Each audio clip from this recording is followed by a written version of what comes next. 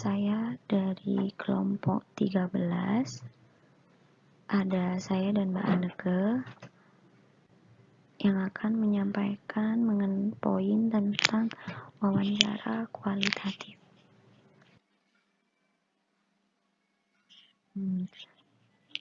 Seorang peneliti sebelum meneliti harus menentukan apa yang akan diteliti terlebih dahulu. Peneliti menentukan mengenai objek apa yang akan diteliti.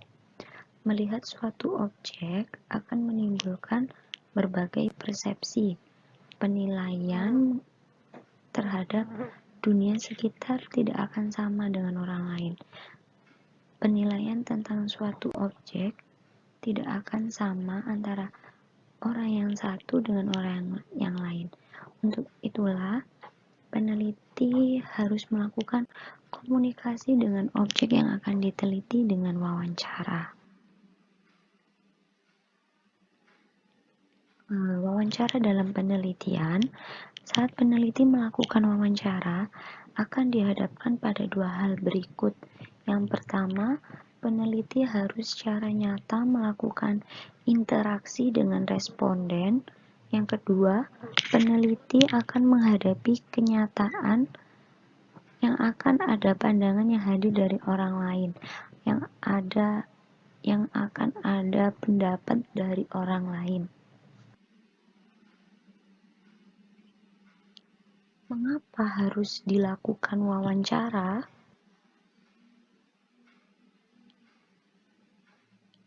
Wawancara adalah situasi di mana berhadapan-hadapan antara pewawancara dan responden yang dimaksudkan untuk menggali informasi yang diharapkan dan bertujuan mendapatkan data tentang responden dengan minimum bias dan maksimum efisiensi.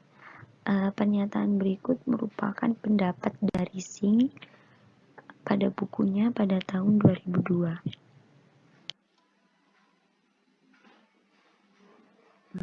Definisi wawancara menurut Mulong pada tahun 2005 pada bukunya halaman 186 dinyatakan wawancara adalah percakapan dengan maksud tertentu. Percakapan ini dilakukan oleh dua pihak, yaitu pewawancara yang mengajukan pertanyaan dan terwawancara yang memberikan jawaban atas pertanyaan yang sudah disampaikan oleh pewawancara. Sedangkan menurut Junaidi dan Fauzan pada tahun 2012 pada bukunya halaman 176 dinyatakan wawancara kualitatif merupakan salah satu teknik untuk mengumpulkan data dan informasi. Berikut ada jenis wawancara. Saya akan memaparkan jenis wawancara. Yang pertama, jenis wawancara menurut Singh. Singh menuliskan bahwa terdapat dua macam wawancara, yaitu wawancara formal dan informal. Yang dimaksud wawancara formal yaitu wawancara prosedur sistematisnya untuk menggali informasi mengenai responden dengan kondisi di mana satu set pertanyaan dinyatakan dengan urutan yang telah disiapkan oleh pewawancara. Wawancara formal ini juga disebut wawancara terstruktur. Mengapa demikian? Karena sudah disetting pertanyaan yang akan ditanyakan kepada orang yang akan diwawancarai. Jadi pertanyaannya sudah disusun dulu, sudah direncanakan apa yang akan ditanyakan pada saat wawancara. Menurut Singh, wawancara informal merupakan sebuah wawancara di mana tidak dipersiapkan terlebih dahulu pertanyaannya. Jadi tidak ada persiapan atau urutan pertanyaan dan pewawancara yang berkuasa penuh untuk menentukan pertanyaan sesuai dengan poin-poin utama.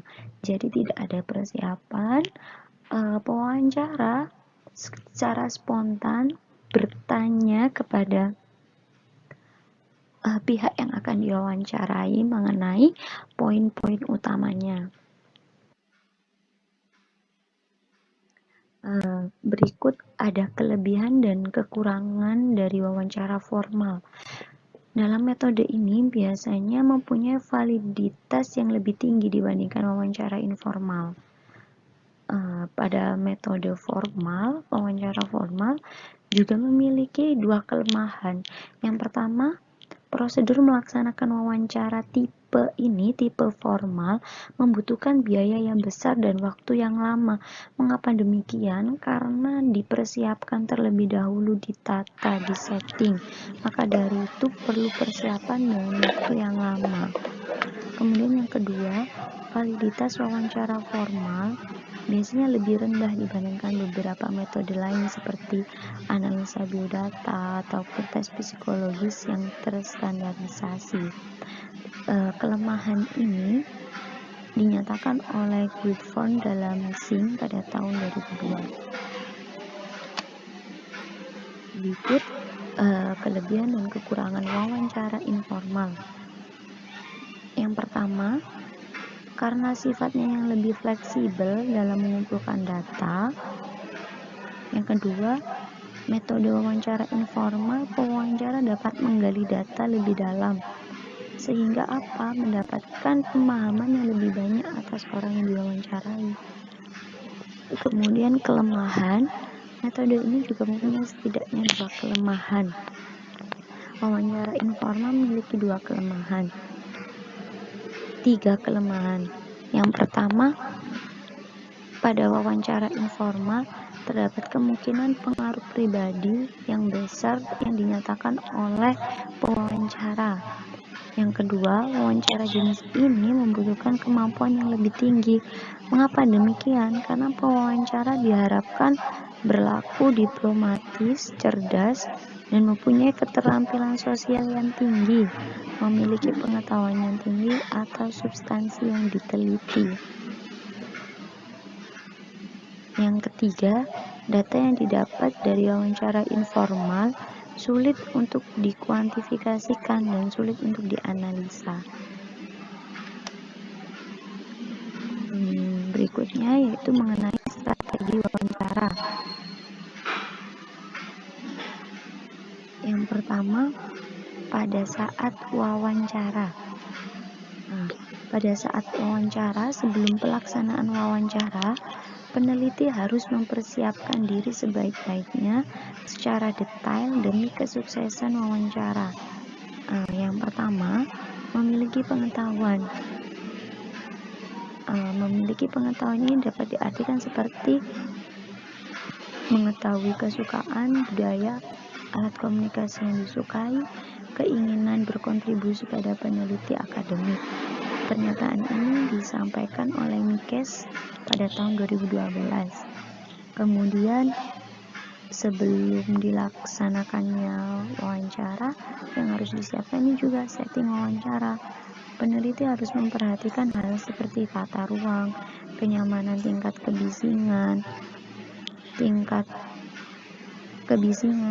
kemudian pengaturan cahaya, temperatur udara, pengaturan bangku juga mempengaruhi kenyamanan proses wawancara, karena jarak yang terlalu dekat dan jarak terlalu jauh mengenai tempat duduk juga mempengaruhi efektif atau tidaknya dalam wawancara. Kenyamanan dalam saat berwawancara juga itu akan mempengaruhi hasil dari wawancara tersebut, hasil dari data yang akan ditanyakan kepada objek yang diwawancara. Orang yang diwawancarai juga akan merasa tidak nyaman jika setting wawancaranya kurang ditata, kurang disiapkan. Semuanya itu akan mempengaruhi hasil wawancara yang akan didapatkan. Kemudian yang ketiga, kepercayaan responden. Pewawancara harus berupaya bagaimana mendapatkan kepercayaan respondennya agar bisa mendapatkan data dengan kualitas tinggi, data yang sesuai, data yang konkret. Pernyataan ini disampaikan oleh Harvey pada tahun 2011.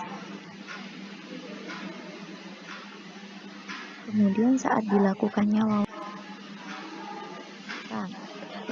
Menurut Dowell dalam Harvey 2011 mengatakan bahwa ketika melakukan wawancara harus berganti-ganti peran. Maksudnya apa?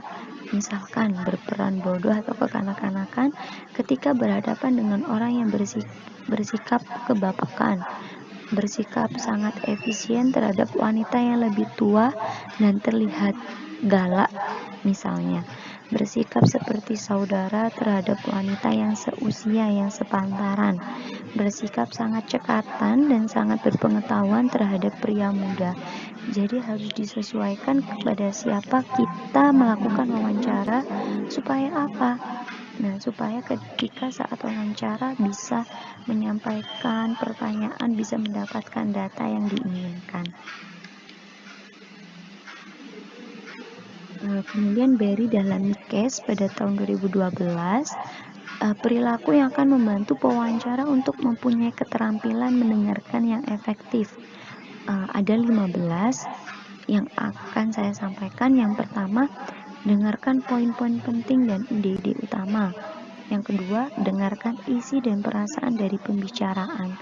Ketiga, tangkaplah semua petunjuk baik itu verbal maupun non-verbal. Yang keempat, buat responden mengetahui bahwa kita benar-benar mendengarkan dia, benar-benar menyimak apa yang sudah disampaikan, menyimak apa yang menjadi jawaban atas pertanyaan yang sudah disampaikan. Yang kelima, persiapkan diri kita untuk mendengarkan baik secara fisik maupun mental. Yang keenam, bersabar. Yang ketujuh, tanyakanlah pertanyaan-pertanyaan untuk klarifikasi, penjelasan, elaborasi isi, ide-ide maupun perasaan. Kedelapan, bersikap empatis. Kesembilan, fokuskan perhatian pada pesan yang disampaikan dan responden, tidak terhadap keadaan sekeliling, tidak terhadap lingkungan sekeliling.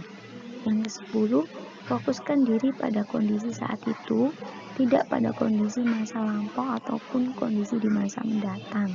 Yang ke-11, jangan mengulang pertanyaan atau jawaban yang buruk. 12, waspada terhadap responden yang bersifat evaluatif selama wawancara berlangsung, terutama mengenai respon yang negatif. Yang ke-13, sadari bahwa respon kita atau bahkan ketiadaan respon kita dapat diartikan sesuatu oleh responden. Yang ke-14, hindari upaya mencatat yang berlebihan karena dapat membuat kita kehilangan isi yang penting. Jangan terlalu fokus menulis mengenai jawaban yang disampaikan.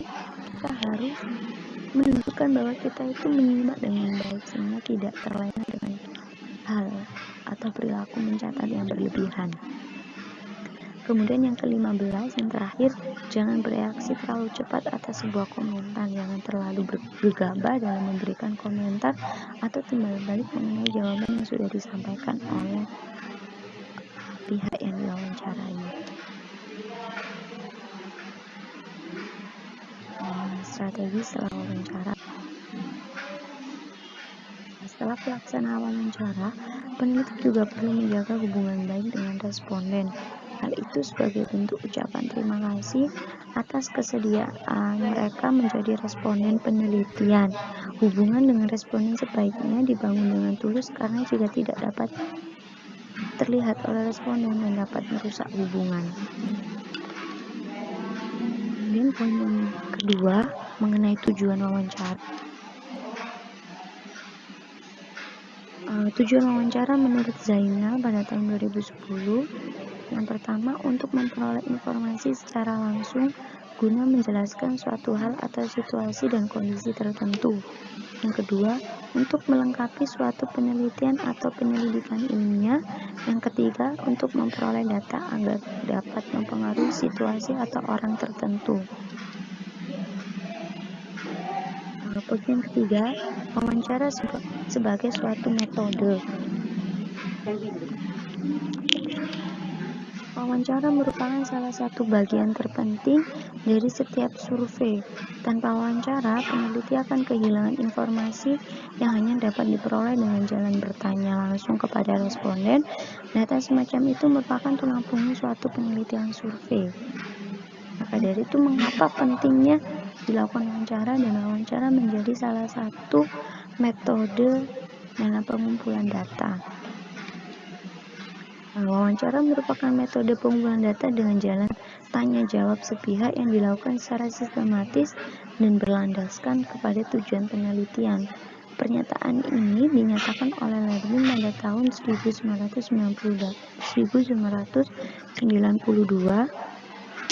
dalam Hadi tahun 2007.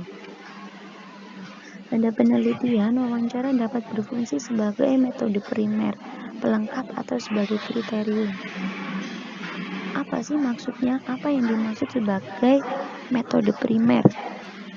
Sebagai metode primer, data yang diperoleh dari wawancara merupakan data yang utama guna menjawab permasalahan penelitian. Sebagai metode pelengkap, wawancara berfungsi sebagai pelengkap metode lainnya yang digunakan untuk mengumpulkan data pada suatu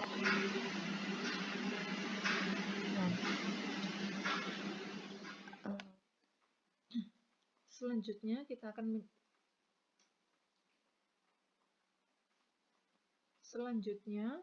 pembahasan yang keempat, mengapa tidak wawancara? Menurut Simon 2006 halaman yang ke-12, peneliti wawancara membutuhkan banyak waktu dan kadang-kadang uang.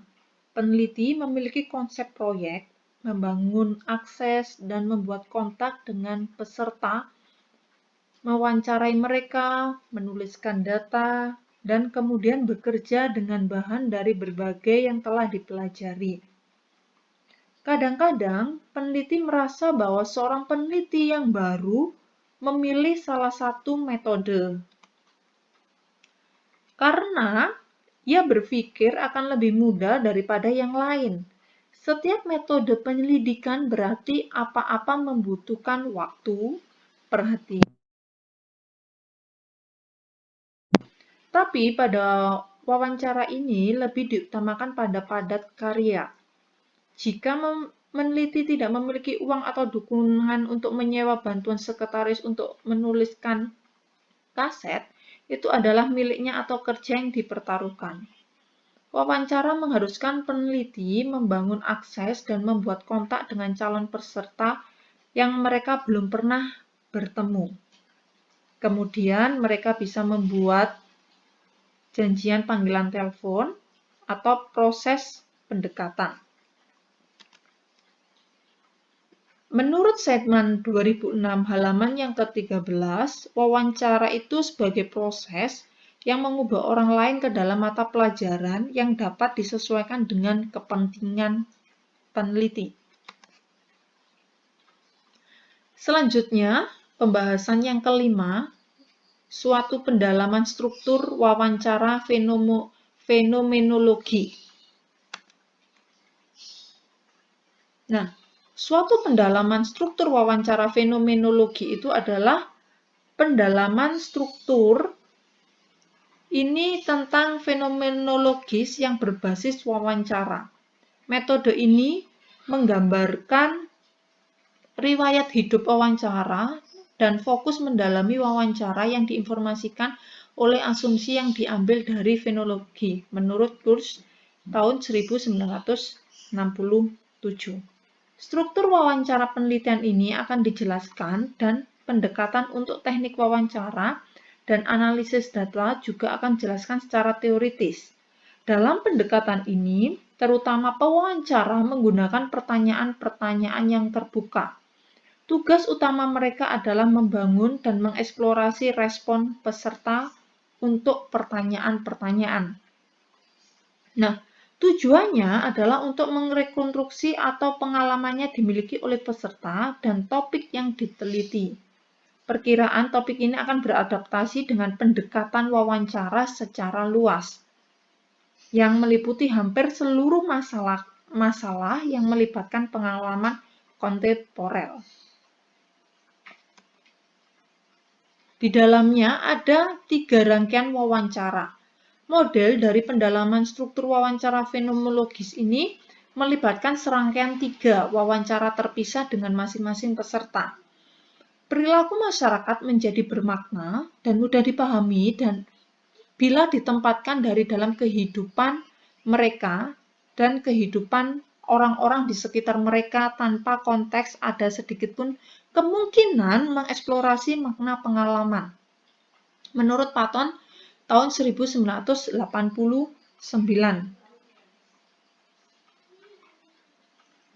Tiga wawancara ini memperincikan pendekatan, kemungkinan pewawancara dan peserta untuk pengalaman yang menempatkan dalam konteks. Yang pertama, menempatkan konteks pengalaman peserta. Yang kedua, wawancara memungkinkan peserta untuk merekonstruksi rincian pengalaman mereka dalam konteks. Dan yang ketiga, mendorong para peserta untuk merefleksikan makna pengalaman mereka yang berlaku untuk mereka sendiri.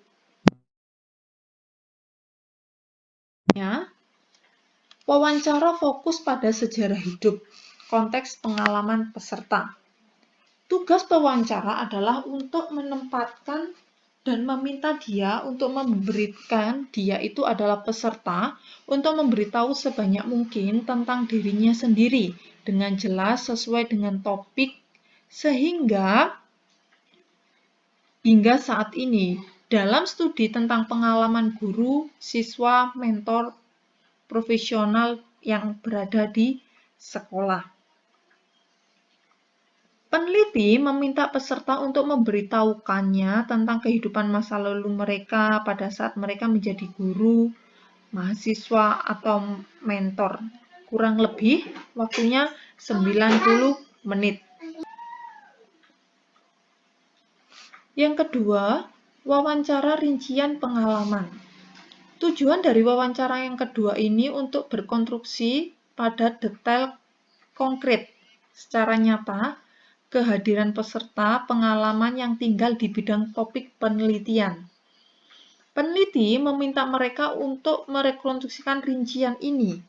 Dalam penelitian, contoh guru, siswa, dan mentor dalam situasi klinis. Misalnya, peneliti meminta mereka apa yang sebenarnya mereka lakukan pada bekerja.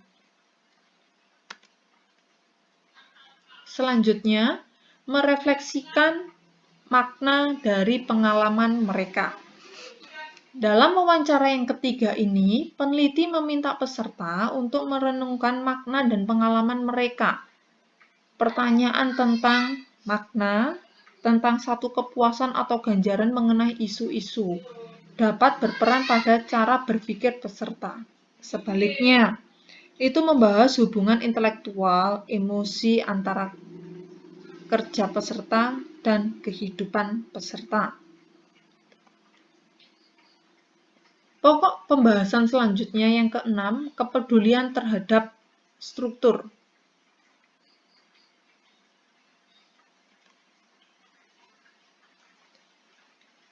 Kepedulian terhadap struktur, setiap wawancara memberikan dasar detail yang membantu menerangi yang berikutnya, mengambil keuntungan dari sifat interaktif dan kumulatif urutan wawancara, mengharuskan pewawancara mematuhi tujuan dari masing-masing. Setiap wawancara terdiri dari orang banyak, keputusan yang harus dibuat pewawancara. Keterbukaan itu menjadi mendalam merupakan permintaan yang terbaik dilakukan dalam struktur yang kemungkinan kedua peserta dan wawancara mempertahankan rasa fokus setiap wawancara. Oleh karena itu, dalam proses melakukan pewawancara harus menjaga keseimbangan antara pemberian cukup keterbukaan bagi peserta untuk menceritakan kisah mereka dan cukup fokus untuk memungkinkan struktur wawancara bekerja. Di dalamnya dibagi menjadi dua bagian. Yang pertama, panjang wawancara.